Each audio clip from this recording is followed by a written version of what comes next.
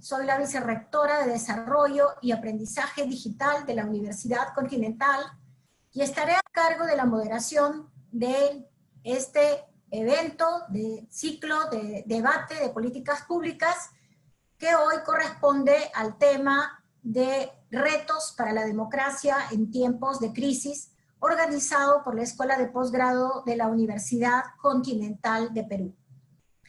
En la Universidad Continental asumimos el rol que le corresponde a la academia en la construcción de la democracia y sus instituciones. Por ello organizamos este evento con la finalidad de aportar al debate y la participación de los diferentes actores en la afirmación de la democracia.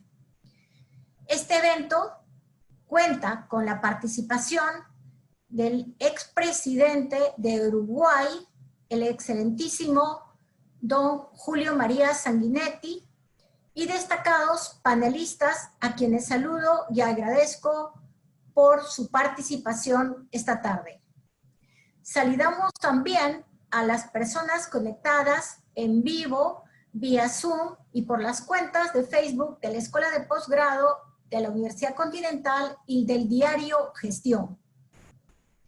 La dinámica que vamos a seguir esta tarde será contar en primer término con la exposición de su excelencia don Julio María Sanguinetti, seguido por 2 rondas de intervenciones y comentarios de nuestros panelistas.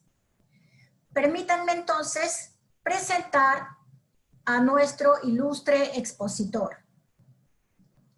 Don Julio María Sanguinetti fue presidente de la República del Uruguay durante 2 periodos. Es uno de los intelectuales y políticos más prominentes de América Latina. Participa de manera activa en medios de comunicación de España y América Latina. Tiene una destacada carrera como abogado, historiador y escritor, y actualmente es senador de la República por el Partido Colorado. Muchas gracias, Su Excelencia, por aceptar nuestra invitación. A su vez, damos la bienvenida a nuestro destacado panel, conformado por don Antero Flores Arauz, quien ha sido presidente del Congreso de la República y ministro de Estado. Don Jorge del Castillo Gálvez ha sido presidente del Consejo de Ministros, alcalde de Lima y congresista de la República. Don Jorge Nieto Montesinos ha sido ministro de Estado y director de la Unidad para la Cultura Democrática y la Gobernabilidad de UNESCO. Sean bienvenidos cada uno de ustedes y agradecemos vuestra participación. Damos entonces la palabra, por favor, Su Excelencia, don Julio María Sanguinetti, tiene la palabra por 25 minutos. Bienvenido. No, bien. Encantado yo de estar comunicado con ustedes, con la universidad, con tan distinguidos además amigos panelistas, con los que tengo viejas relaciones de amistad de muchos años, de modo que es para mí muy grato estar esta tarde conversando con ustedes y para hacer una reflexión en este tiempo tan particular que nos ha tocado vivir. Inesperado y sorpresivo tiempo que no pensábamos que iba a ocurrir. Pero el hecho es que estamos allí, inmersos hace unos 5 meses en este fenómeno global de la pandemia. Nunca hemos vivido más globalizados, porque las pandemias, por definición, son un fenómeno global, desde siempre, ¿no? De los tiempos de Pericles al que se lo llevó una pandemia, no en el siglo V antes de Cristo, ¿no? o el emperador Marco Aurelio en Viena varios siglos después. Pero el fenómeno que hoy nos importa es que más globalizados que nunca, más instantáneos que nunca en la información, nos encontramos, sin embargo, con una gobernabilidad inexistente, con una gobernanza inexistente de esa globalización. Y esa es la primera apreciación que nos importa desde el punto de vista institucional. aquí Estados Unidos ha funcionado con su criterio, Europa al principio dividida entre sí y luego un poco más unida, pero también con sus particularidades. En nuestra América Latina cada uno hizo lo suyo, México una actitud, Brasil en la otra, la Argentina en la otra, en fin. Es decir, nos encontramos con que este fenómeno estrictamente global no es enfrentado por la institucionalidad de un modo global y de un modo articulado. Esto hace naturalmente, muy particularmente, con importancia para los gobiernos democráticos. Al principio se decía que había una superioridad de los gobiernos autoritarios cuando apareció China como motor principal de este fenómeno y luego aparentemente quien primero lo había resuelto. El correr del tiempo fue mostrando que no era así y que los gobiernos democráticos podíamos darle una respuesta adecuada. Pero el gran tema es que nos aparece de nuevo una América invertebrada, una América que no logra manejarse de un modo armónico y que ni siquiera hoy puede ofrecer una candidatura para la presidencia del BID armónica. Desgraciadamente nos pasa hasta eso. Estados Unidos propuso un candidato, históricamente, así como en el Banco Mundial se reconocía la presidencia de Estados Unidos y en el Fondo Monetario la Dirección General de Europa, desde el gobierno de Eisenhower, cuando se funda el BID, se estableció un consenso en virtud del cual Washington era la sede del Banco Interamericano, que sin duda ha sido la institución, digamos, panamericana o latinoamericana más exitosa, y que el presidente era latinoamericano y el vice estadounidense. Bueno, pues hoy Estados Unidos propone un candidato y la América Latina no asume un concierto necesario para mantener viva esa tradición tan honrosa que hoy se viola. Esto nos pone realmente delante de una situación continental que sin duda nos preocupa, nos sacude y nos convoca. Yendo ahora a otro plano de la situación, el fenómeno de la pandemia ha tenido incuestionables consecuencias económicas, incuestionables consecuencias sociales e inevitables consecuencias también políticas e institucionales. Económicas porque naturalmente la paralización ha generado una crisis económica de oferta y de demanda. A veces las crisis son de oferta y de demanda, esta es paralelamente de ambas. Y con la prolongación que se ha venido dando de esta situación, nos hallamos realmente ante fenómenos de desocupación fuerte, de caída de actividad económica fuerte, de caída de empresas fuertes. Y en el momento en que muchas actividades se van recuperando, nos vamos encontrando también con que la desocupación hoy accede también a un fenómeno estructural. ¿Por qué? Porque acá en 5 semanas nos salteamos 5 años en la economía digital. Ya la tendencia era hacia la digitalización, pero el hecho está en que hoy ya el teletrabajo pasó a ser una realidad, hasta la telemedicina pasó a ser una realidad, existía, pero como un fenómeno más bien marginal. Y hoy, como consecuencia de esto, las características del trabajo han cambiado también y establecen como consecuencia una problemática particular para aquellos trabajadores poco especializados que no están referidos a este tipo de mecanismos. Como que ahí tenemos un impacto social claramente fuerte que genera un fenómeno de movilidad social negativa, porque este fenómeno de desocupación sin duda ya está impactando en América Latina y va a tener sus consecuencias. Esto nos lleva también al fenómeno, como decimos, institucional y político. ¿Y esto qué ha pasado? la pandemia ha establecido una clara centralidad del Estado.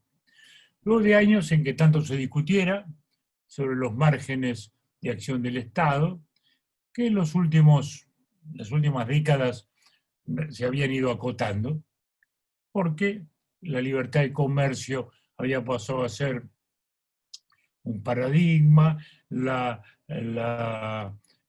proteccionismos habían ido declinando, los procesos de integración habían establecido límites, la internacionalización y multilateralidad había establecido hoy normas en aspectos antes impensables, las migraciones, el armamentismo, el medio ambiente, los derechos humanos. Sin embargo, hoy nos encontramos de nuevo en un Estado central en fuerza y como consecuencia pone a prueba la calidad de las instituciones. Y esto me parece altamente relevante. ¿Por qué? Bueno, porque la pandemia impuso medidas de excepción. O sea, aparece un Estado capaz de regular nuestra vida en todos los detalles, capaz de prohibir espectáculos públicos, capaz de detener actividades, capaz de imponernos determinados caminos en nuestra vida cotidiana. Y esto, que tiene naturalmente un componente de algo imprescindible en momentos de crisis, tiene también algo de riesgoso que se está viendo en países de Europa del Este, que se está viendo también en algunos países de América Latina.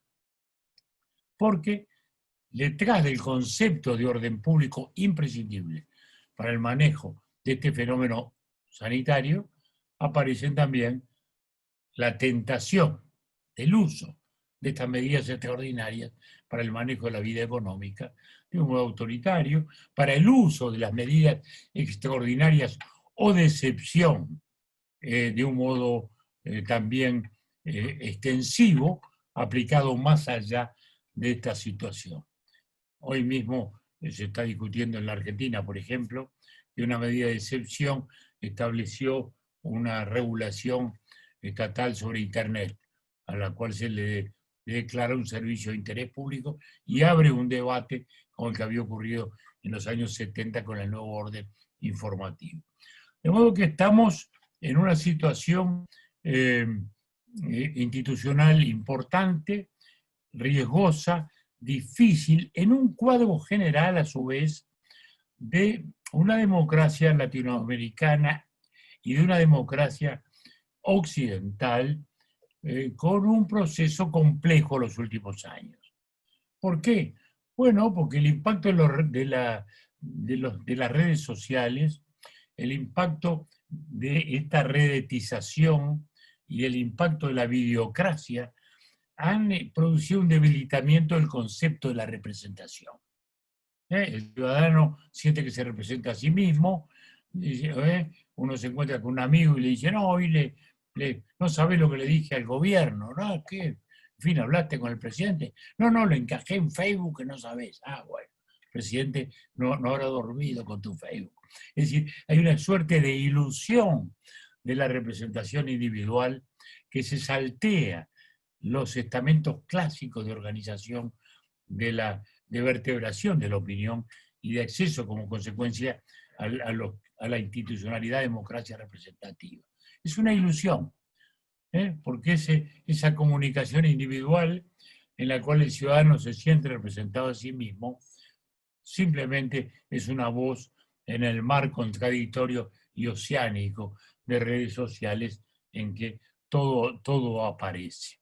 Lo bueno, lo malo, lo cierto y lo falso.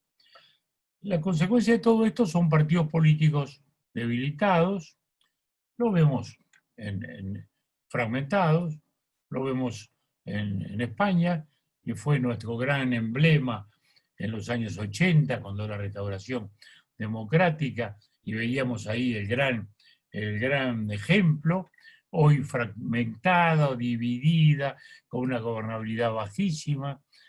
Lo vemos en Francia, con una doble vuelta que en la última elección no mostró ni a los republicanos golistas ni a los socialistas, por primera vez en una segunda vuelta.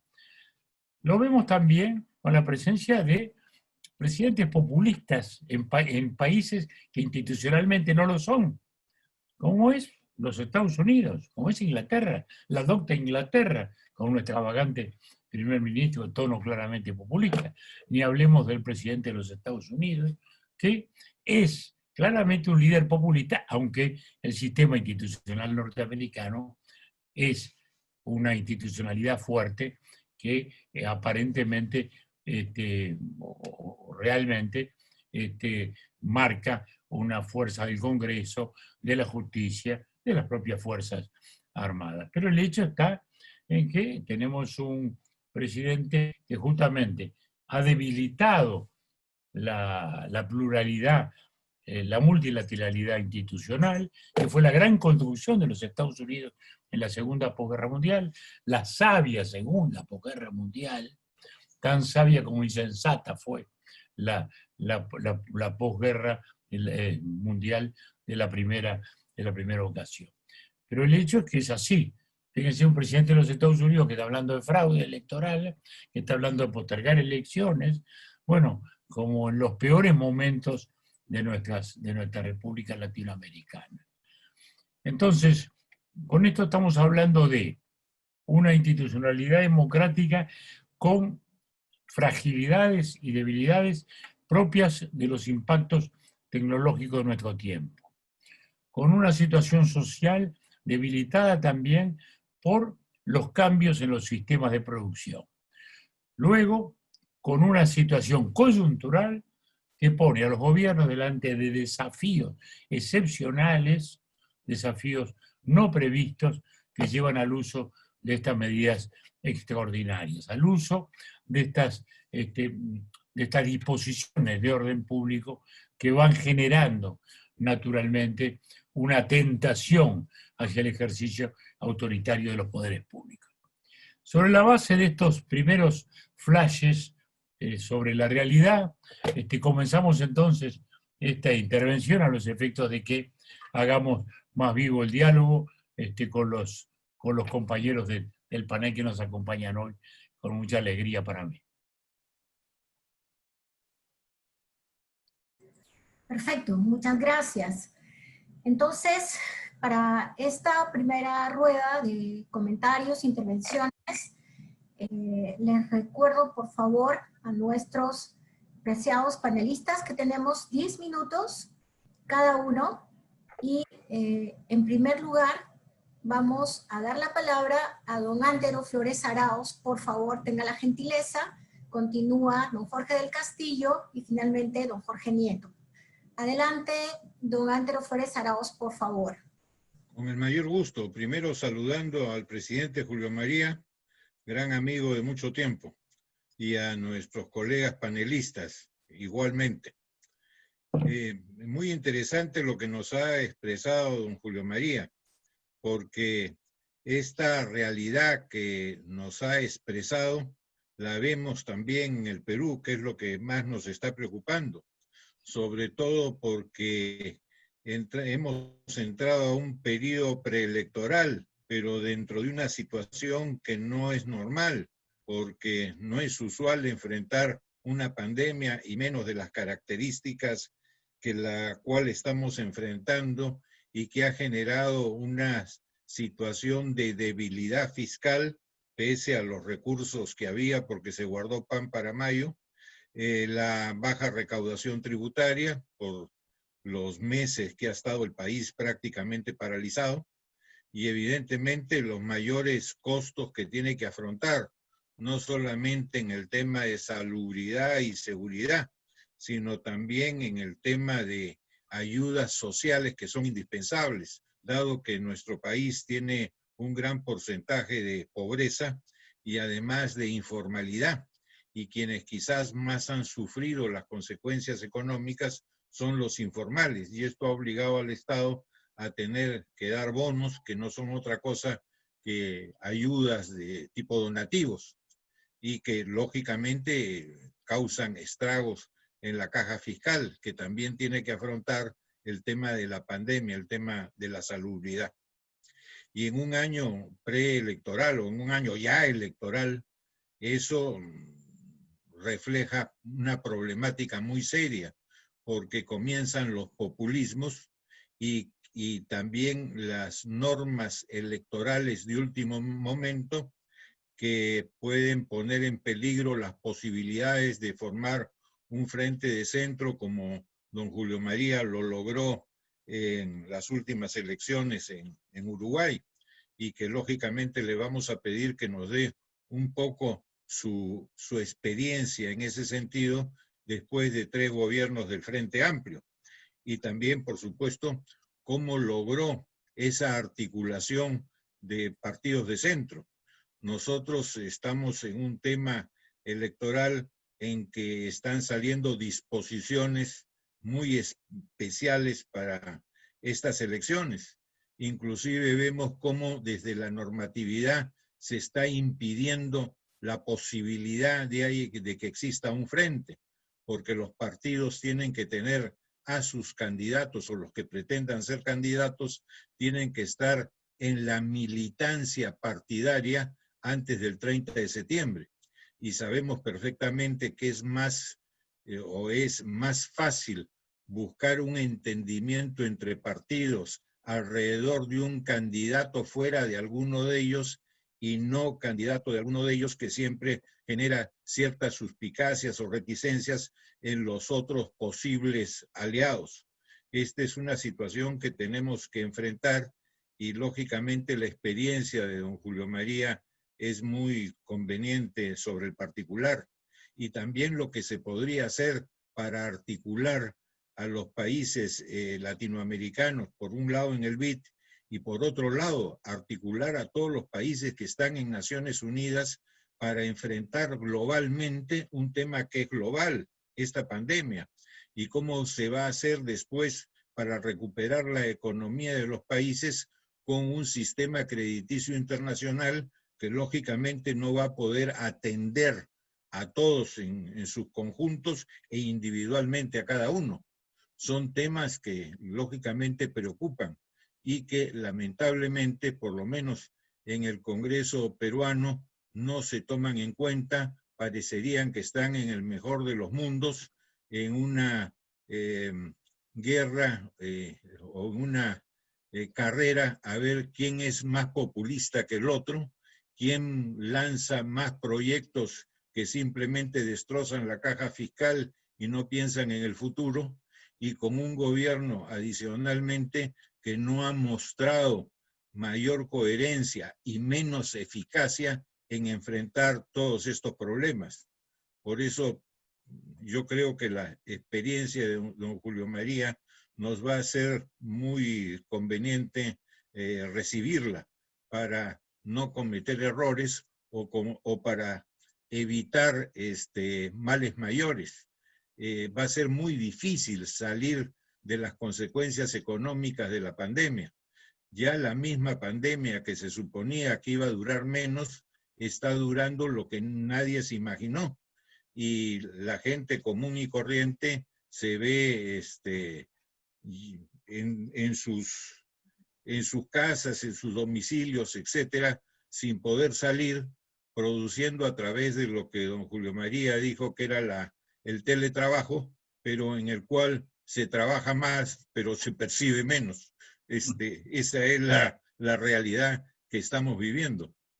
Y algunos otros inclusive no nos dejan salir de casa, pero tampoco nos dejan entrar a nuestras oficinas.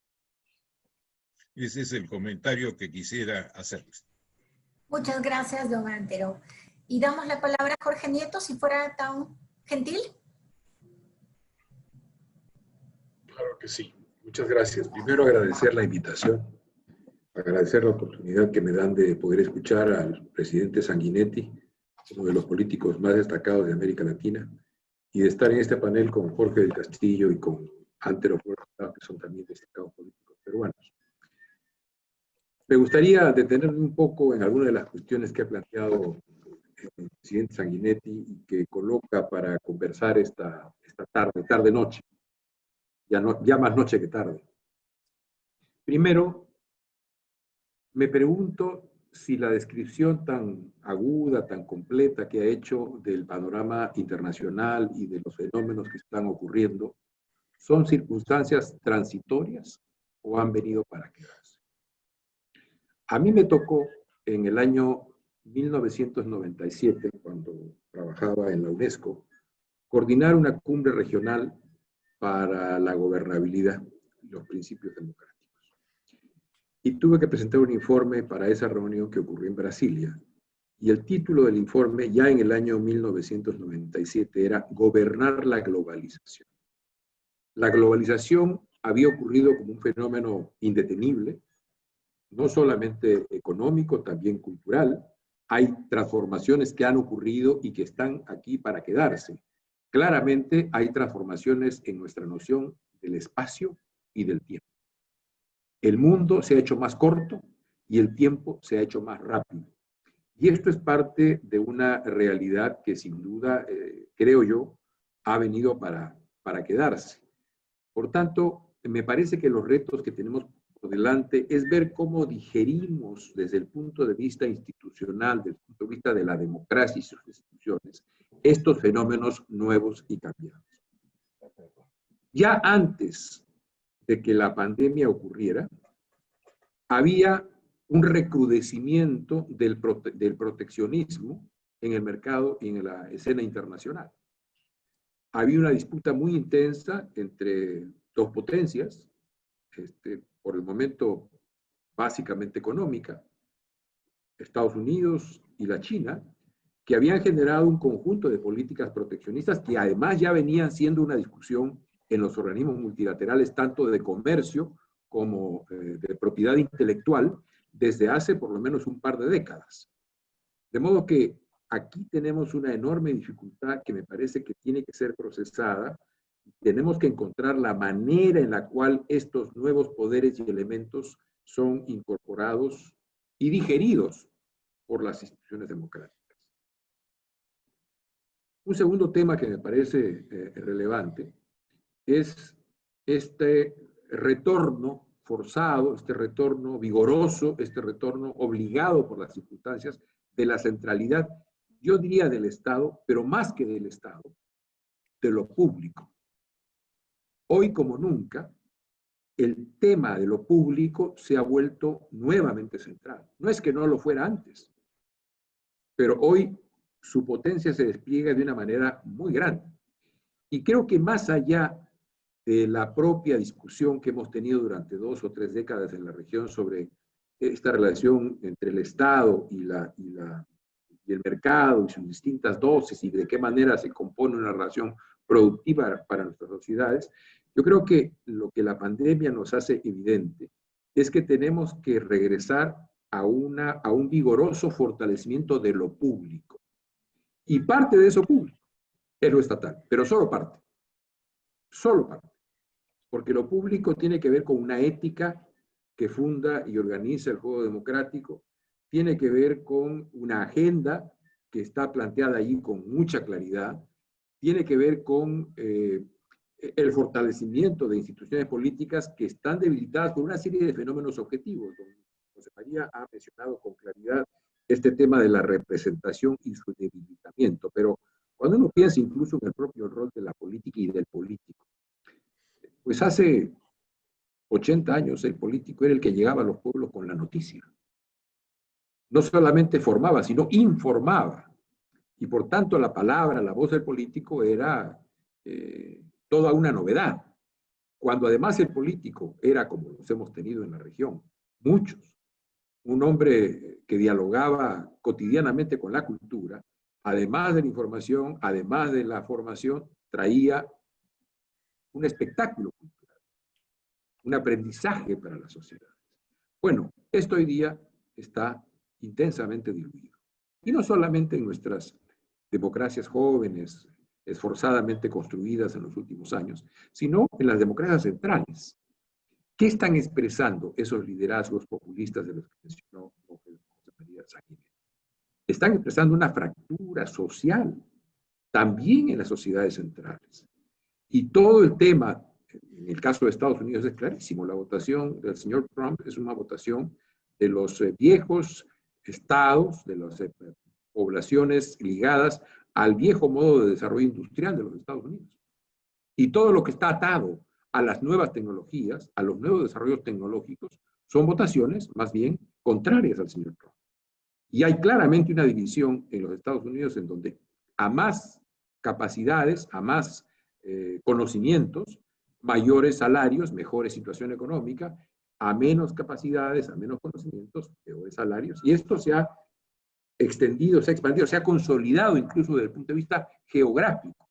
Estamos ante un reto mayor. Y ese reto mayor me parece que tiene que ver con que estamos, tercer tema que ha tocado José María, que quisiera marcar sobre este tema un comentario, estamos ingresando con más fuerza todavía a la economía del conocimiento.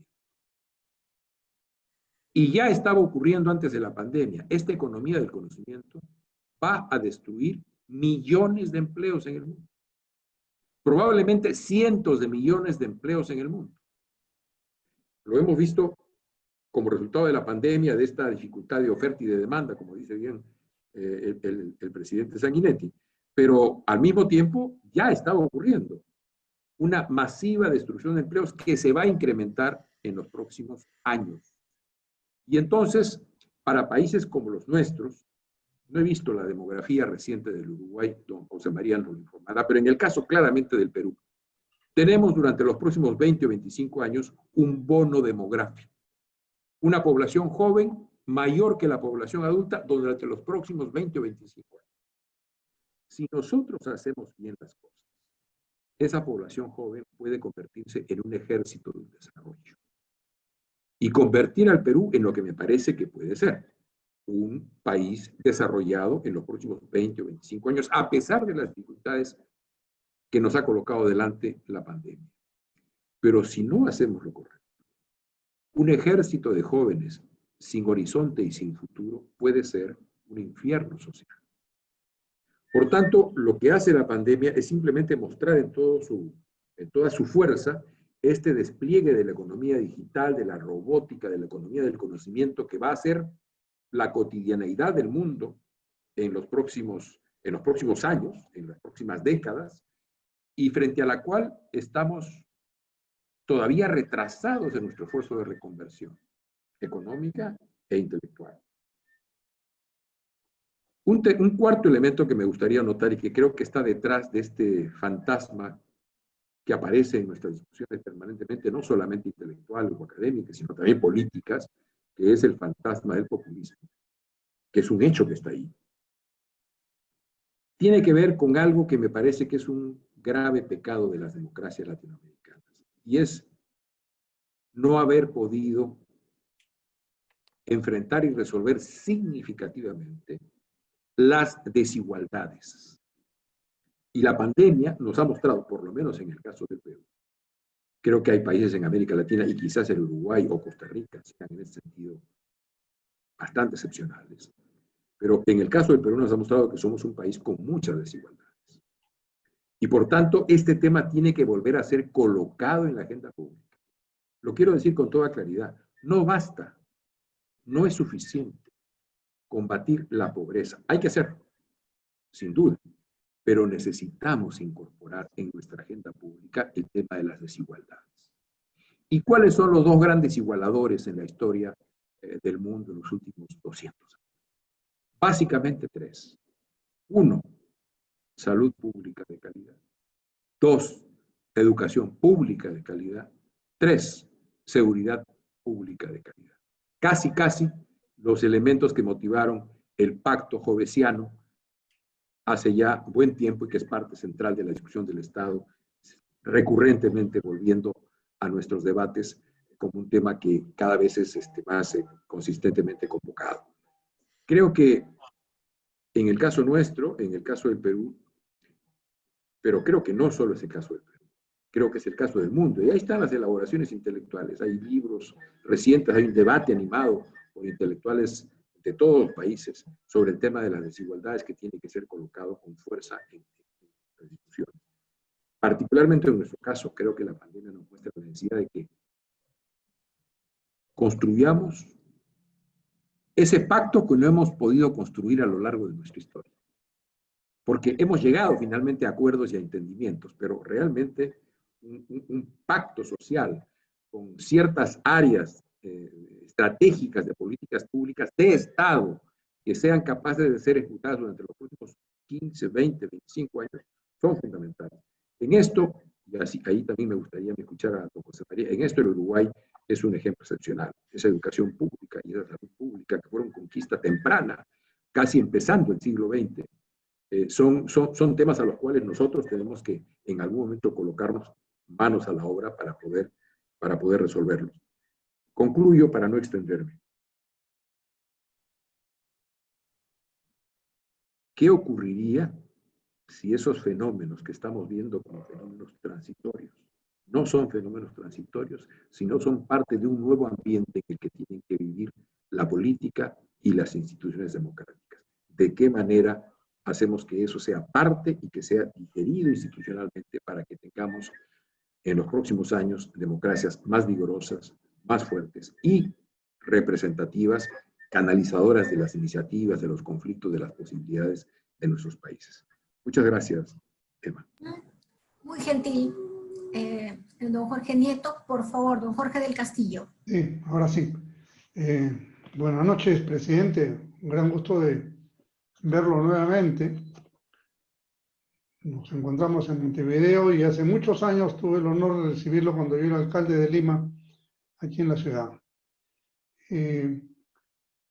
Lo que acaba de decir Jorge Nieto de estas conquistas tempranas del siglo anterior, pues me hace recordar a una de las fuentes de inspiración en la política del presidente Sanguinetti, que fue el presidente Valle y Ordóñez, que en los primeros años del siglo anterior conquistó para Uruguay importantes avances de orden social.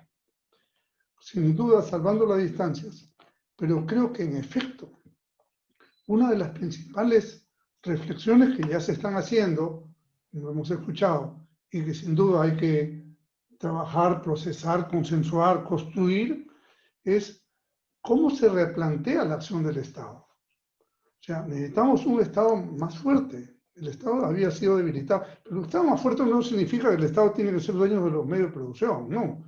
Necesitamos un Estado en el cual la salud y la educación, por ejemplo, la seguridad también se ha mencionado, pero vamos a circunscribirnos a la salud y educación, son los temas centrales en los cuales, lastimosamente, en nuestros estados en general, hablo, en el Perú, con mayor conocimiento, no le han prestado la atención debida. De forma tal que cuando se presenta un caso como esto, bueno, rebasa absolutamente todas las posibilidades. Entonces, creo que en este proceso de reconstrucción hay que pensar con mucha seriedad cómo replanteamos las prioridades y cómo las prioridades las reflejamos en los respectivos presupuestos de la República, en la mayor capacitación, por ejemplo, del personal de salud en general, con mejores instalaciones, con mejor equipamiento, y en la educación, por supuesto que sí, empezando por las remuneraciones y la tecnología que tiene que acompañar a los profesores y alumnos. Si es que yo veo que aquí tiene que haber, y esto quizás, si es que en el Perú pudiéramos, y tenemos dos distinguidos políticos peruanos, y el consejo de un hombre de gran profundidad intelectual, como es el presidente Sanguinetti, podemos encontrar algunas líneas de pensamiento y de reflexión para colocar esos temas en la prioridad nacional. De forma tal que a la ciudadanía le podamos hablar de alguna forma de hacer política en serio, y no del populismo ni la improvisación que vemos a cada momento, que nos puede llevar en un tremendo salto al vacío que no sabemos en qué va a acabar. En Uruguay, por ejemplo, han tenido la inteligencia de hacer funcionar la alternancia democrática, ¿no? Y el mérito del presidente Sanguinetti está ahí en primera fila, sin duda.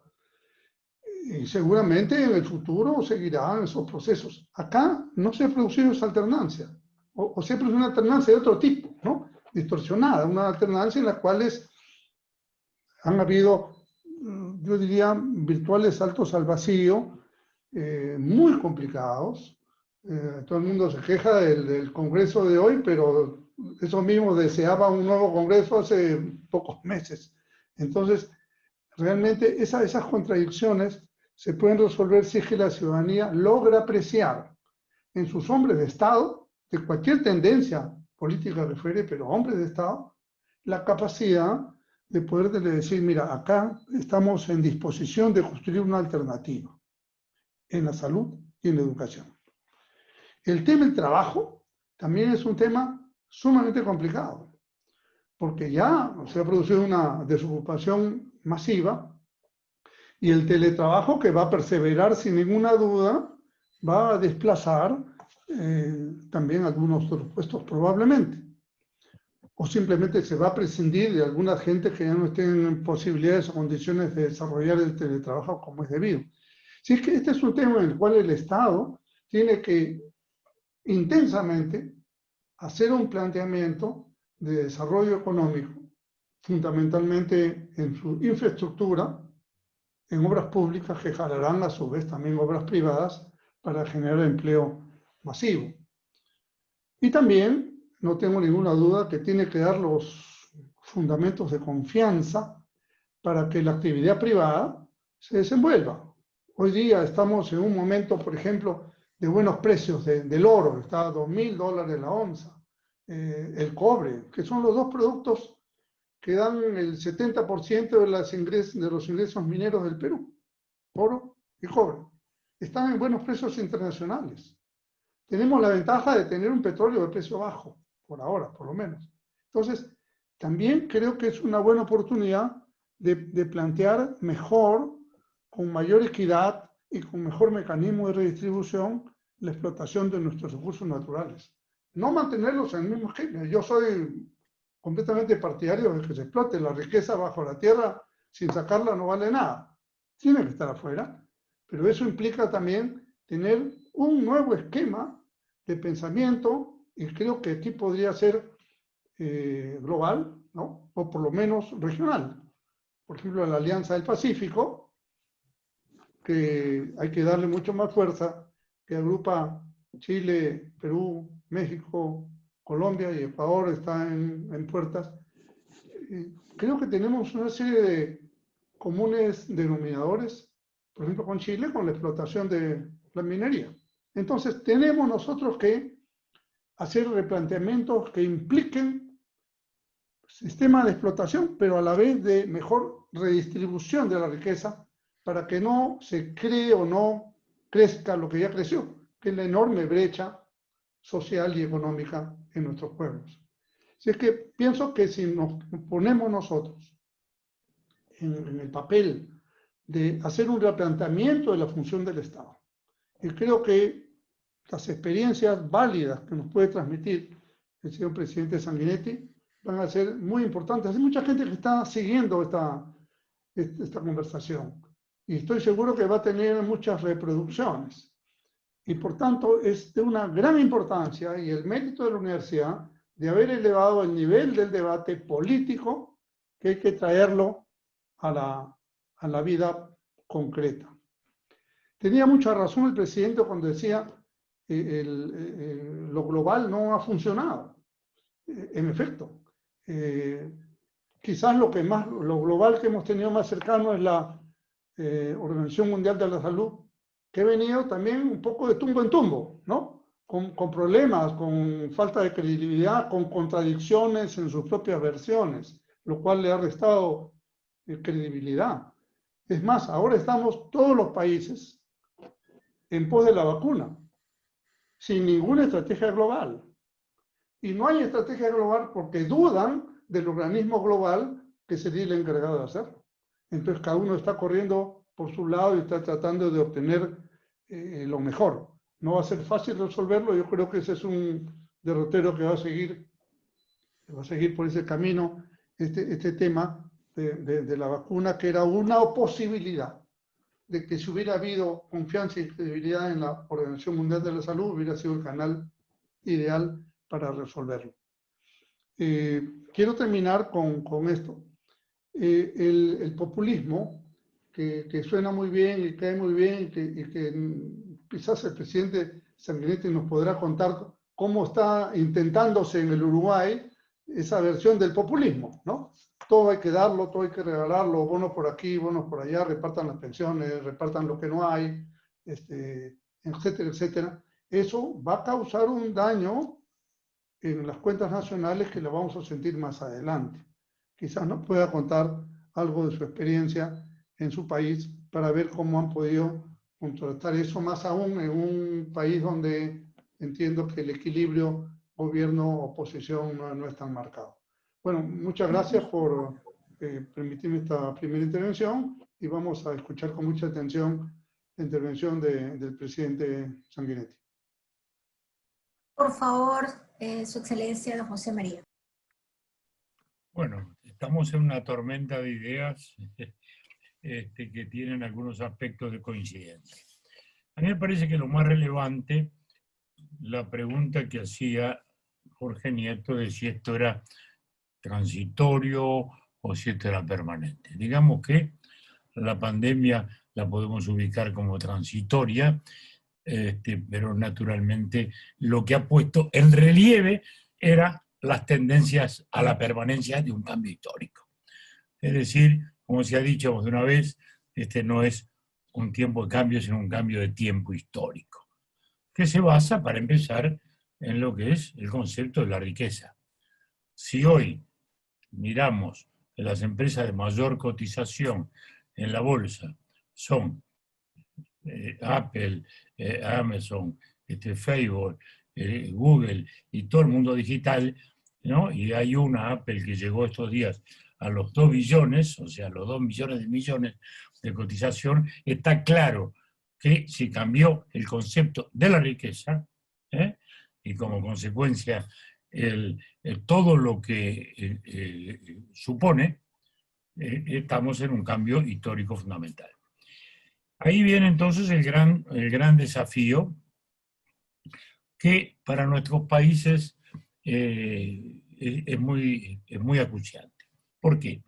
Porque hay un desfasaje entre la velocidad del cambio producido por la ciencia y la tecnología y las instituciones del Estado y sus respuestas. Es decir, es muy difícil generar respuestas tan automáticas para fenómenos de esta velocidad. ¿Por qué? Porque lo fundamental, digamos así, el desafío a mediano plazo es cultural. Es decir, tenemos que formar nueva gente para un nuevo tiempo. Y los cambios en la mentalidad son necesariamente lentos. Los cambios materiales son rápidos. A veces para más o a veces para menos. Pero los cambios materiales suelen ser más rápidos. Los cambios de mentalidad son mucho más lentos. Y esto nos lleva también a un tema que es recurrente, una enfermedad latinoamericana, que es una especie del llamado mito adánico. ¿No? Cada gobierno que llega empieza de nuevo, ¿no? Volvemos, dejamos atrás todo lo anterior y empezamos de nuevo. Y ahí está el tema básico, las políticas públicas, ya que este es el gran tema que envuelve este seminario. La primera gran condición es la permanencia sistemática. Nunca se resolvió un problema de vivienda en un gobierno, ni se puede resolver un problema de equidad en un gobierno. Es decir, lo fundamental es la permanencia de ciertas políticas públicas. Luego habrá más variantes. Un gobierno más a la derecha impulsará un poco más lo que llamaríamos el orden público, uno más a la izquierda los valores de justicia social, pero tiene que haber un consenso básico sobre determinadas políticas sin las cuales no hay modo de generar un desarrollo armónico. Y esto es el mayor desafío que tenemos por delante. Y ahí viene el tema del ciudadano. Porque todos miramos a los políticos y ahora decimos, bueno, ¿qué respuesta me da el político? Bueno, señores, ¿qué respuesta me da el ciudadano también? La democracia requiere un ejercicio de racionalidad imprescindible. Por eso es que ya nuestros viejo amigo Aristóteles hablaba de las formas puras y las formas espurias de la institucionalidad, que referían a la aristocracia como forma pura y a la oligarquía como forma impura, y a la democracia como forma pura y a la demagogia como forma impura, que es lo que hoy llamamos populismo, ¿no? Que ya existió en aquellos tiempos de Pericles, porque los Pisistrátidas y tantos otros eran los populistas de aquel tiempo. El gran tema es que también tenemos un tema ciudadano, porque sin un ejercicio racional del voto es imposible imaginar que una democracia madura va a poderse seguir desenvolviendo. Iremos cizañando de un lado al otro, de un otro al lado, y no tendremos estas políticas públicas imprescindibles. La educación requiere sistemática, la vivienda requiere sistemática, la salud requiere sistemática. Y lo estamos viendo ahora.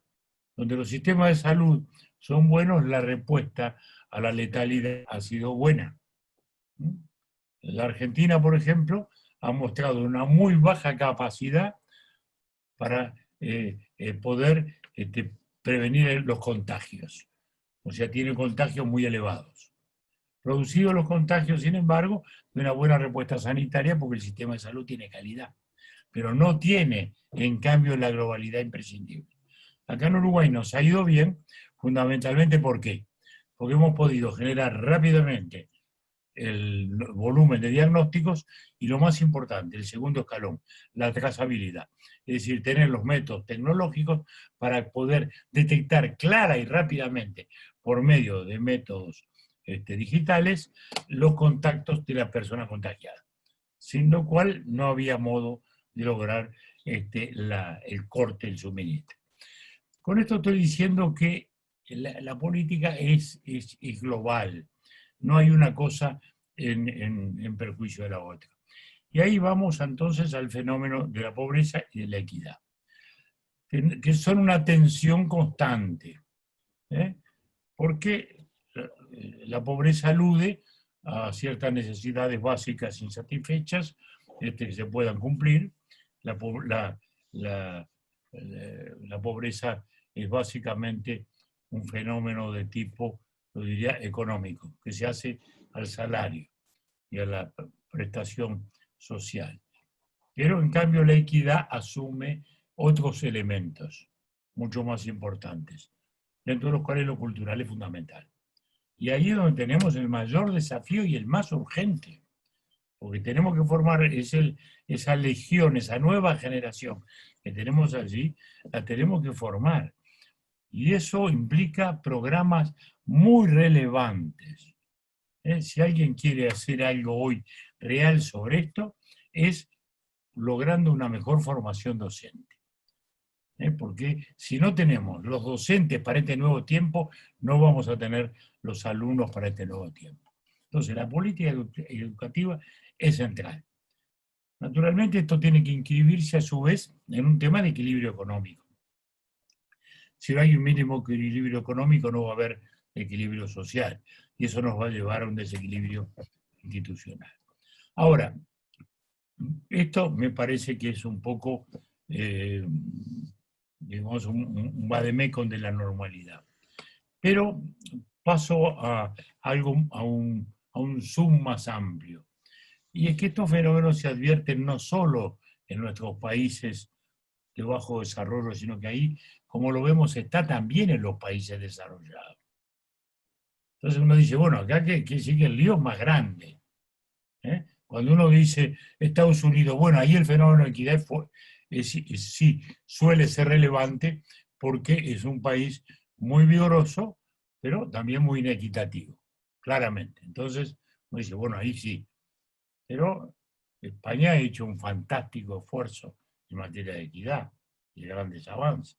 Francia lo mismo, Europa en general. Quiere decir que ahí se introducen otros fenómenos que indudablemente nos ponen sobre el acento en la necesidad de la calidad democrática y de una calidad de liderazgo que hoy tiene que funcionar sobre parámetros distintos. Antes esas escuelas de docencia que eran los partidos políticos hoy están debilitadas. Tenemos que imaginar las escuelas de docencia a través de las nuevas redes, a través de estos mecanismos, porque tenemos que llegarle a la gente con una docencia cívica, sin la cual no hay una democracia real. Naturalmente, vuelvo a decir, la gran batalla es contra la velocidad de los cambios, contra esa aceleración que nos pone urgencias en las respuestas laborales impuestas y urgencias en la satisfacción de necesidades que a su vez van cambiando también en la medida en que vamos progresando. Porque las necesidades cambian, ¿no? Hoy tenemos que tener un teléfono celular, y como el teléfono celular lo queremos cada día mejor, bueno, habrá uno más barato, pero todos estamos requiriendo el más caro porque nos va a dar mayores prestaciones, porque hoy ya no es una herramienta, vivimos adentro de eso. Entonces, con esto estamos hablando de un mundo muy complejo, pero que tiene que enfrentarse en esa globalidad y con una madurez que le tenemos que tratar de trasladar al ciudadano. Ustedes me dirán, donde hay pobreza extrema es muy difícil, y es verdad, y es verdad. El fenómeno de equidad, que planteaba Jorge, es sobre todo un fenómeno de las clases medias. Es bueno el avance de las clases medias, es deseable, es sustantivo la democracia. Son las clases medias las que ven el tema de equidad. El más pobre lo que quiere es satisfacer sus necesidades. Esa es su necesidad imperiosa y acuciante. Las clases medias que empiezan a ver otros fenómenos y el acceso a otros bienes son las que reclaman equidad. Y está bien que lo hagan, porque esa es la esencia de la democracia. Aspirar a una equidad, sabiendo que la igualdad absoluta es imposible. Todas las utopías que se basaron en la igualdad absoluta, o sea, la igualdad al final de la historia, terminaron en un totalitarismo, desde la platónica y la jovesiana hasta la comunista. Quiere decir que la gran batalla democrática es ver cómo logramos una igualdad de oportunidades donde la educación vuelve a ser el gran bien público a llegar. Es el gran bien público imprescindible, sin el cual no vamos a poder afrontar esta gran batalla, este formidable desafío de una modernidad a la cual además no la debemos ver con esta visión a veces pesimista que nos gana, ¿no? Al contrario, este mundo nos ha dado más expectativa de vida, vivimos más años, vivimos mejores años. ¿Cuánto ha aumentado la expectativa de vida en nuestra América Latina? En los últimos 50 años hemos aumentado 7, 8 años de expectativa de vida. Como en los años que van acá, del 85, de la primera vez que llegué a la presidencia hasta hoy, hemos aumentado 5 años la expectativa de vida en Uruguay. Eso es muy bueno, eso es magnífico. Es el resultado de la ciencia, de la tecnología. Y además, años que vivimos mejor. Mírenme a mí nomás, con 84 con las costillas, y acá me ven. Pero esto es la bendición del impulso científico y del impulso tecnológico. También el desafío. Por eso, no lo miremos con aprensión. Lo que sí, o con temor, o como que esto es un fantasma que nos amenaza. No, no. Lo que pasa es que hoy tenemos que entender que estamos en un tiempo como estuvieron en el 1450 los del Renacimiento. Sí, es un tiempo histórico nuevo y distinto. Y nos tenemos que preparar para ese nuevo histórico cambio nuevo. Y en nuestra América Latina tenemos grandes rezagos. Y el mundo los está teniendo. Porque no tenemos liderazgos suficientes. Fíjense, Estados Unidos, el gran líder de la construcción, como decíamos, de la Segunda Guerra Mundial, hoy no tiene liderazgo. Es la misma potencia de siempre. Potencia y liderazgo son cosas distintas, ¿no? Es una gran potencia, pero no tiene liderazgo. ¿Por qué? Porque no ejerce influencia, porque no aglutina, porque no conduce. Fíjense, a la inversa, un país que no es potencia como Rusia tiene liderazgo. Liderazgo limitado, y no siempre bueno, pero lo tiene. ¿Por qué? Bueno, porque ahí lo vemos, que aquí, que acá, que en Medio Oriente, que en Siria, que esto, que lo otro, sin potencia, pero ejerce un liderazgo discutible, que no es lo que a mí me gusta, pero digo, ejerce un liderazgo. Lamento que el liderazgo democrático no esté del lado democrático. Europa misma hoy, ensimismada en su construcción, tampoco ejerce liderazgo. Entonces, liderazgos, cambios sí va teniendo China. Y ahí nos metemos en esa otra rivalidad que estamos viviendo, ¿no? Entre China y los Estados Unidos. Y que bueno, uno espera que se supere, uno espera que haya una madurez, que haya una comprensión mayor de lo que estamos viviendo. Estamos en un mundo con unas gigantescas potencialidades para poder realmente atender las satisfacciones mayores, las necesidades mayores de los pueblos. Entonces, uno reclama, desea que estas grandes potencias puedan realmente entenderse, que Europa, que siempre fue un gran factor de equilibrio, pueda aparecer. Y nuestra América Latina, que tengamos madurez, por fin. No, que no estemos en esto. Fíjense nuestro Mercosur. Somos 4. Estamos aquí. Somos todos hijos más o menos de la misma matriz. Y ahí están. El gobierno argentino, el gobierno brasileño no se quieren nada. Bueno, yo no les pido cariño, no les pido un matrimonio de amor, les pido un matrimonio de conveniencia. Bueno, hagan lo que nos conviene, aunque no se quieran, señores, ¿no? Y esto creo que desgraciadamente es lo que se nos está pasando. Pero bueno, yo diría que los caminos están, los horizontes están. El día es cómo logramos la articulación política, la madurez necesaria para poder caminar en esa dirección. Muchísimas gracias, don José María. Tenemos una última ronda, más breve, por favor, y permítanme plantearles si en esta segunda y última ronda podemos reflexionar un poco más respecto a las luces que vemos, ¿no? No al final del túnel, sino pronto. Tanto para el desafío que se ha planteado de la calidad de la democracia, del funcionamiento de las organizaciones para que den la talla en esta coyuntura, pero también para que esas brechas que en torno a la pandemia corren el riesgo de profundizarse aún más, pues no lo hagan de manera que nos hagan retroceder aún más y incrementar el riesgo económico y social que se ha señalado. Entonces, les invito, si me lo permiten, a plantearnos un poquito más de pistas, qué oportunidades, qué luces vemos en este camino. Por favor, don Antero Flores Alaos, y seguimos la misma dinámica anterior. 5 minutos. Con el mayor gusto.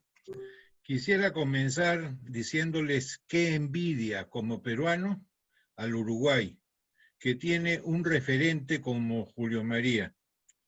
Y lo digo porque lamentablemente nuestra realidad hoy día es que no tenemos referente, no tenemos alguien que nos pueda aconsejar con la experiencia que él tiene, también con dificultades y éxitos, también con aciertos y defectos, pero con gran experiencia y con gran manejo. No lo tenemos.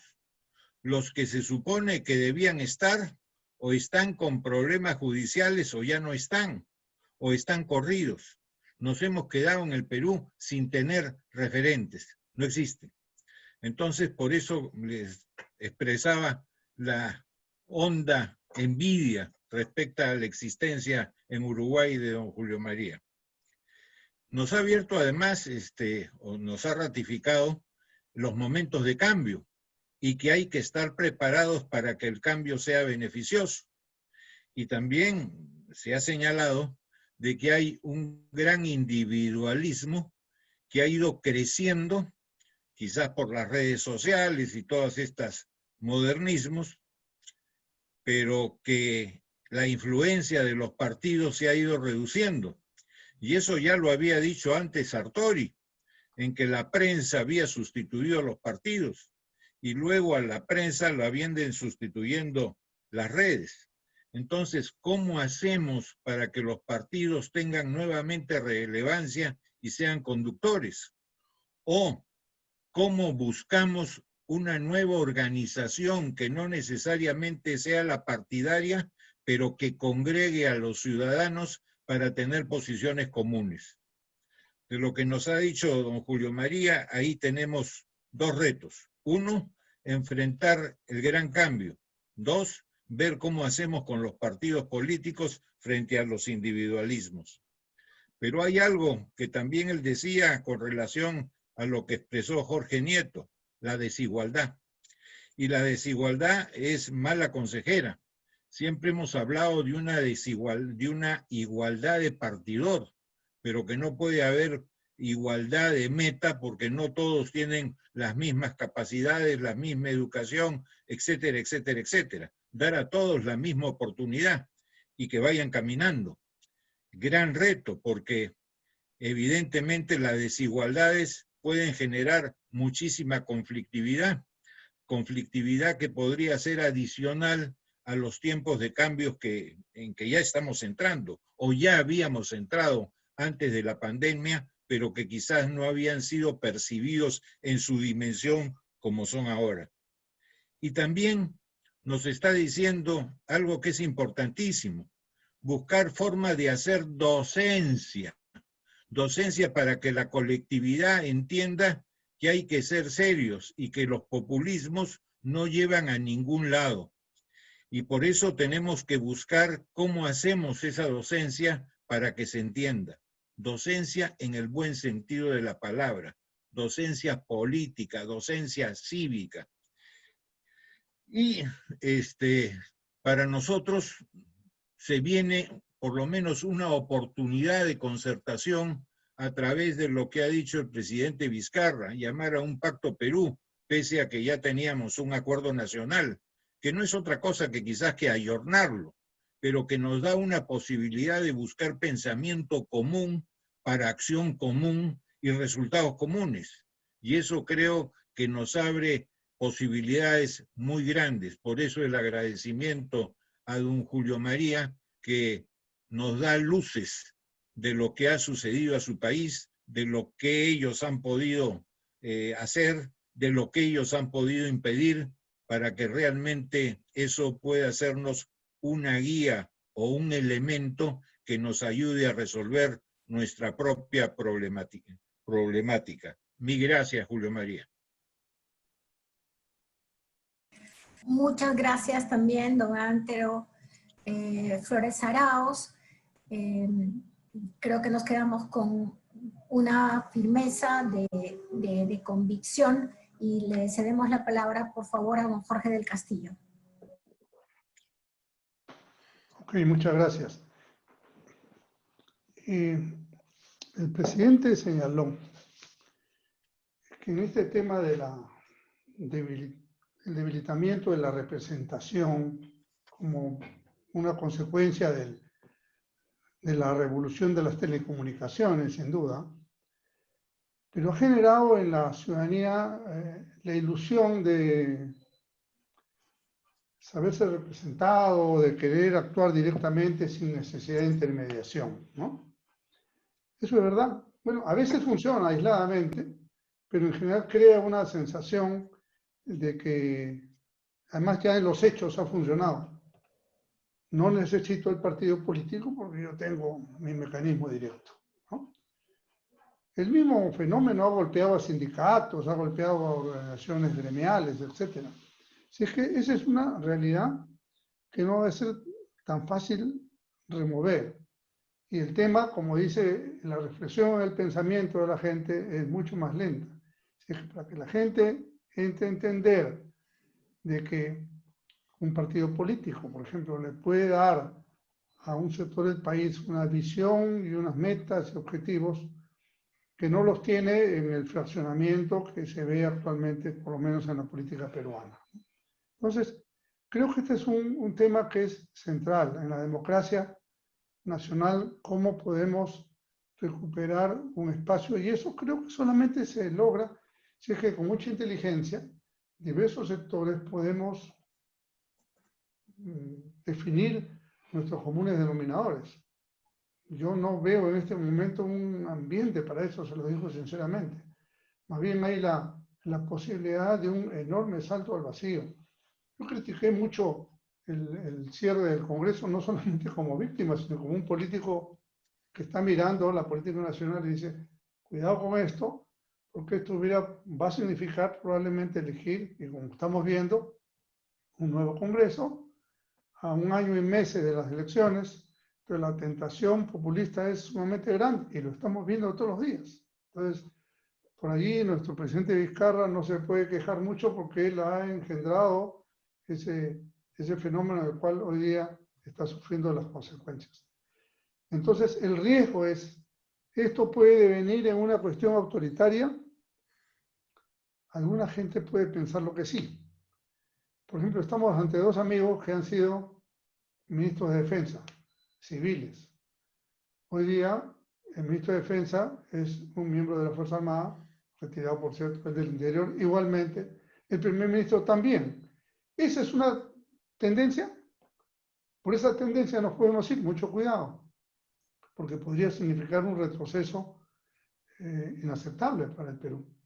Y esto no es una crítica a esas personas a las cuales quiero entender de buena fe, sino que inclusive no faltaron algunos analistas presuntamente serios diciendo, bueno, ya pusieron militares, ahora vamos a ver si se atreven a censurarlos.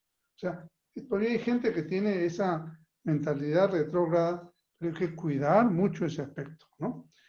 El Perú además tiene un problema, presidente, que es la enorme brecha social y económica, ¿no? No sé en el Uruguay. En el Uruguay creo que tenemos, bueno, antes de la pandemia todo esto ha cambiado, pero podríamos tener 6-7% de pobreza. Acá tenemos 20 y tantos, ¿no? Entonces, y además con tremendas dificultades geográficas y distancias. Insisto en que se presenta una oportunidad de que podamos abrir un nuevo capítulo para la historia. Ahora sí, de verdad, si es que ponemos por delante los 3-4 temas que ya hemos conversado acá y que evidentemente ya es casi una moneda común, ¿no?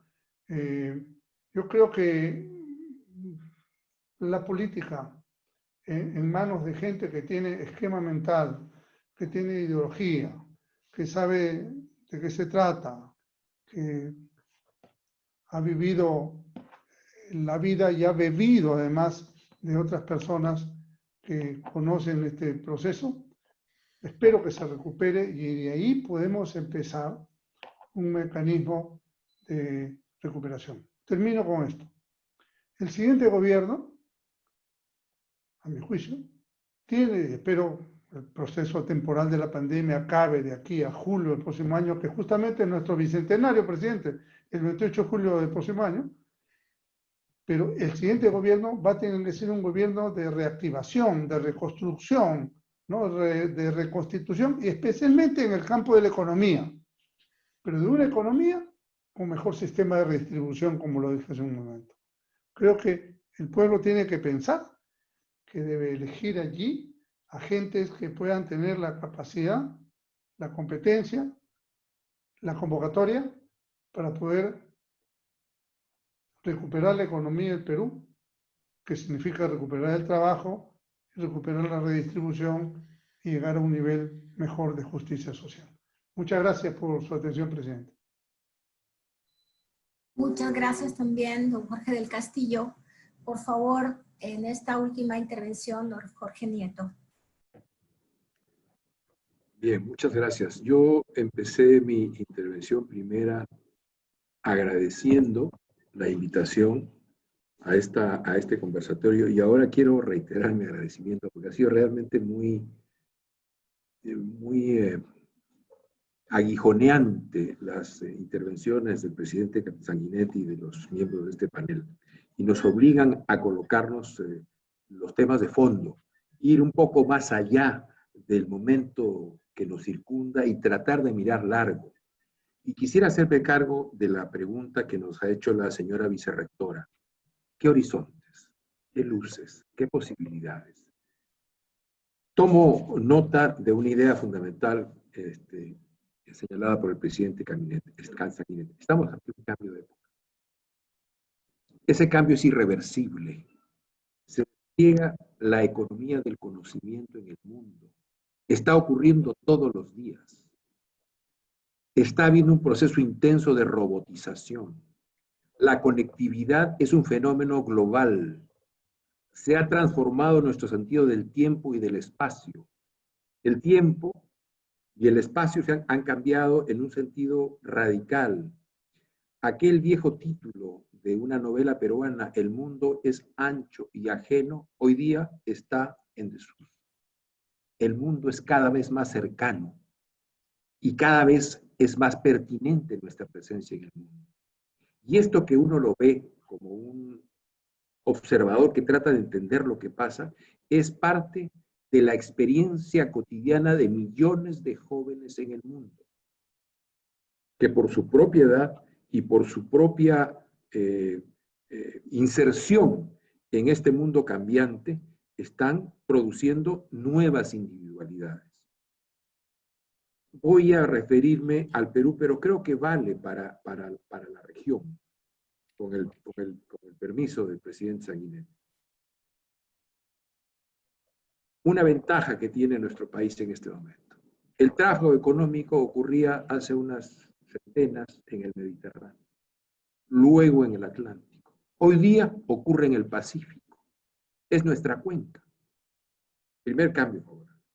Segundo, del otro lado del mar, tenemos a lo que va a ser la primera potencia económica del mundo pronto, 15, 20 años. Primera potencia económica, no necesariamente la primera potencia política, no necesariamente, dudo ahí, trato de seguir el proceso chino, no los veo todavía con esa vocación de ocupar un rol como lo ocupó durante buena parte del siglo XX los Estados Unidos, pero que van a ser la primera potencia económica y que van a ser líderes en este proceso de transformación digital y de la economía del conocimiento, está clarísimo. Y a nuestras espaldas, un poco arribita del Uruguay, está lo que va a ser la potencia cuarta o quinta económica del mundo. Y compartimos con ella y con otros países de la región una responsabilidad, no solo nacional, sino global, que es la Amazonía, cuyo impacto en la crisis climática global que está ocurriendo ya en el mundo y que fue señalada por multitud de jóvenes antes de la pandemia, es fundamental para preservar no solamente el ambiente, sino la vida humana y toda forma de vida.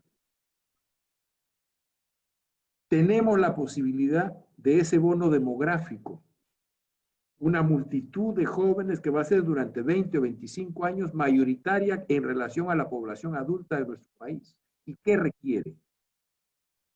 Requiere educación. Necesitamos elevar significativamente la calidad de nuestra educación. Les doy un dato, que no es un buen dato. No tenemos una universidad peruana dentro de las primeras 500 mejores del mundo. No la tenemos. Y debería ser objetivo nacional inscribir allí, no una, 5 o 6. En un esfuerzo de elevar significativamente la calidad de nuestro sistema educativo. Durante 50 años, en el Perú nos hemos dedicado a lo que llaman los especialistas ampliar la cobertura educativa, todos dentro de la escuela. Y lo hemos hecho con relativo éxito. Hoy día son muy pocos los peruanos, niños, niñas, que están fuera de la escuela, poquísimos. Los hay, pero son muy pocos. ¿Qué nos demanda el mundo presente? Nos demanda dar un giro en nuestra preocupación. No es que dejemos de tener el esfuerzo por tener una cobertura educativa total, pero necesitamos colocar en el centro de nuestra preocupación educativa el tema de la calidad educativa. Y necesitamos desplazar, creo yo, nuestro esfuerzo principal, dentro de ese esfuerzo general que es el sistema educativo, y el tema de la calidad de la educación, necesitamos desplazar el esfuerzo fundamental en la secundaria, la escuela técnica y la universidad. ¿Por qué? Lo normal sería lo otro. Si hacemos un buen trabajo en los primeros años de primaria, será más fácil lo que viene. Pero ¿qué tenemos? Tenemos ese ejército juvenil durante los próximos 20 o 25 años. Y si le damos las condiciones educativas para insertarse en la economía del conocimiento, ese es un atajo al desarrollo.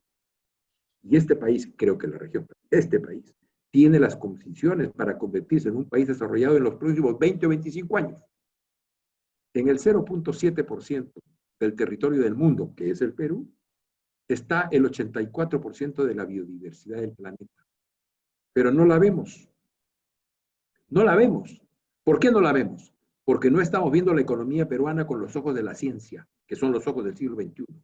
Seguimos viéndola con la mirada básicamente extractiva. Por ejemplo, en la Amazonía, vemos madera, gas, petróleo, oro, y agua dulce, y oxígeno, y biodiversidad, que es industria de la cosmética, de la defensa y de la salud. Necesitamos construir esa generación de jóvenes científicos, 80, 100 chicos, muchachas, que se vuelvan especialistas en bosques tropicales y que puedan mirar nuestra Amazonía con los ojos del siglo XXI, con los ojos de la ciencia. Y eso ya está ocurriendo hoy día en el Perú. Lo que pasa es que no hay el esfuerzo colectivo, el pacto social que señala Jorge del Castillo, el esfuerzo compartido de largo plazo, como políticas de Estado, para hacer que eso que ya está ocurriendo sea un movimiento vigoroso, consistente, que le dé rumbo al país.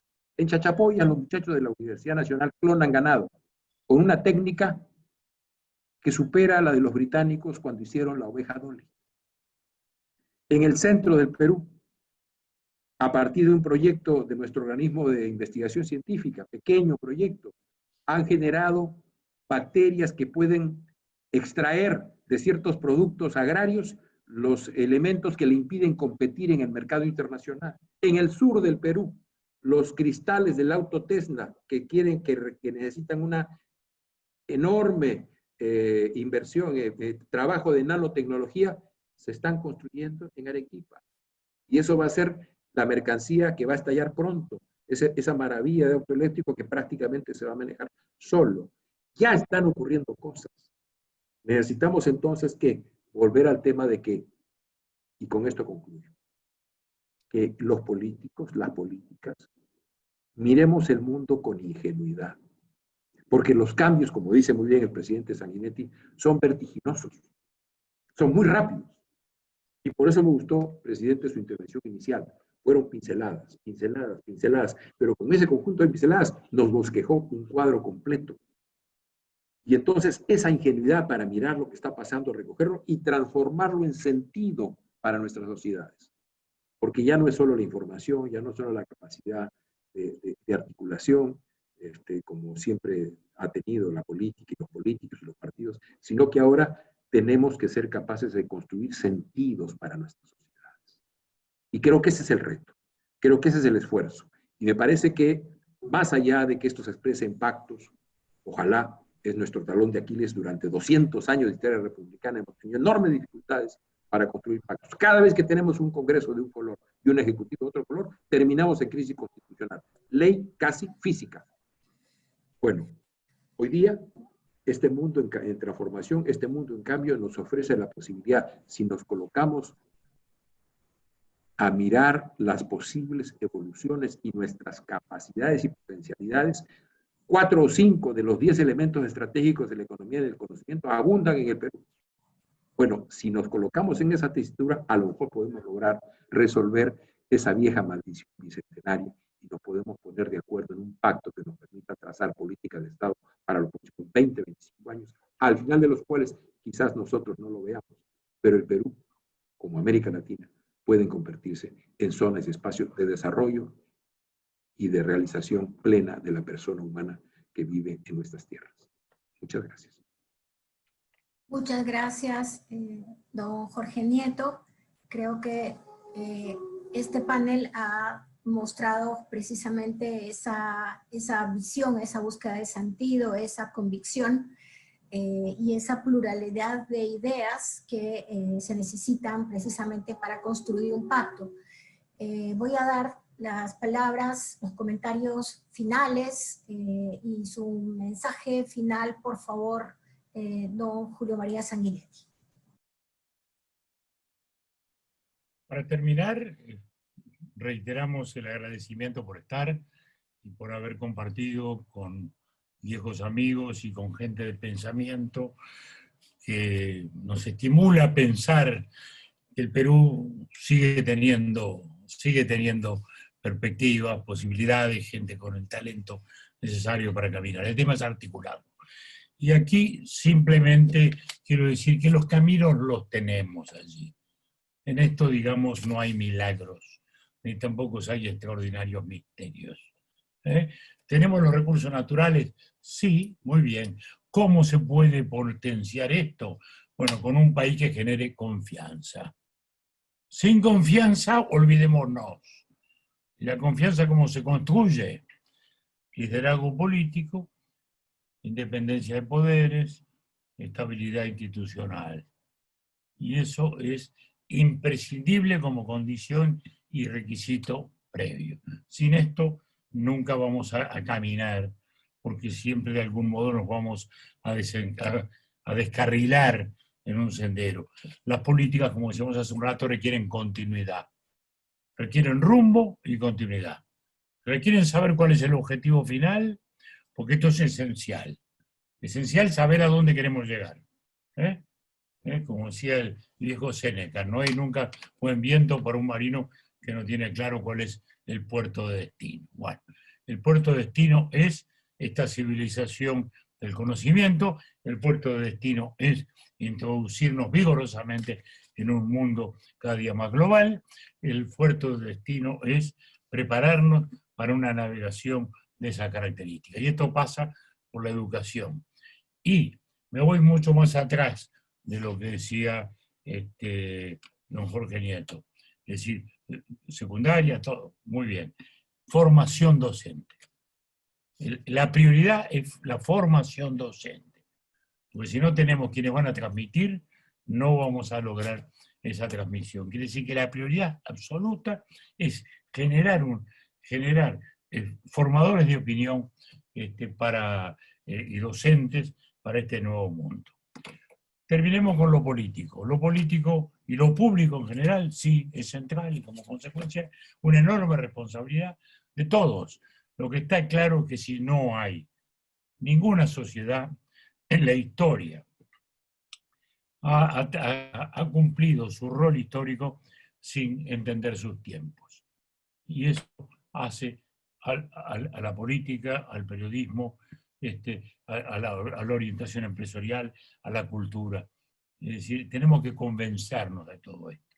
Desgraciadamente, en América Latina todavía tenemos los atajos, los simplismos, como dice nuestro amigo Fernando Enrique Cardoso, las utopías regresivas, ¿no?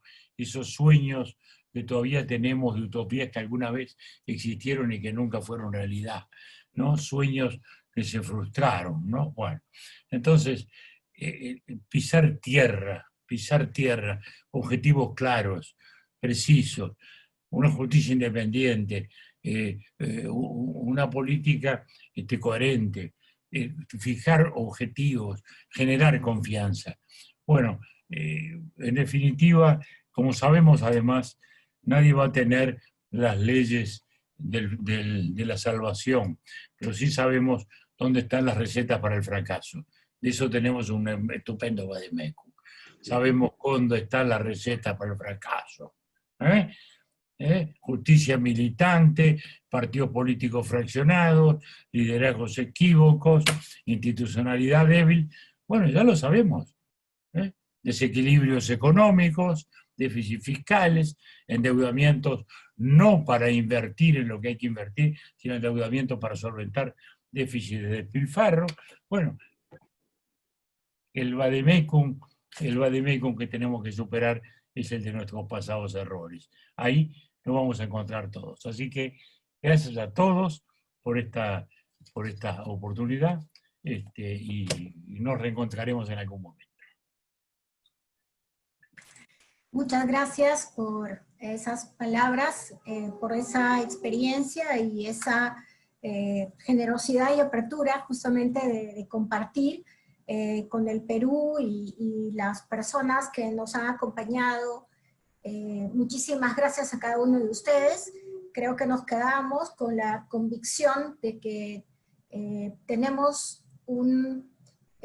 los ciudadanos queremos y también los actores como ustedes queremos cambiar y salir adelante. y eso se logra justamente compartiendo un pensamiento común, nuestros sueños, la pluralidad que ha representado también este panel, y obviamente la confianza, que justamente creo que es una gran lección y una gran oportunidad que nos abre puertas. Finalmente, la Universidad Continental ha asumido este reto de construir sentidos, de generar la posibilidad de compartir para buscar alternativas, y en este día de hoy, en torno a la democracia y las oportunidades de institucionalidad que nos abre para hacernos cargo de mejorar la calidad de vida de los ciudadanos. Muchas gracias a cada uno de nuestros expositores, especialmente excelentísimo don Julio María Sanguinetti, don Jorge del Castillo, don Jorge Nieto,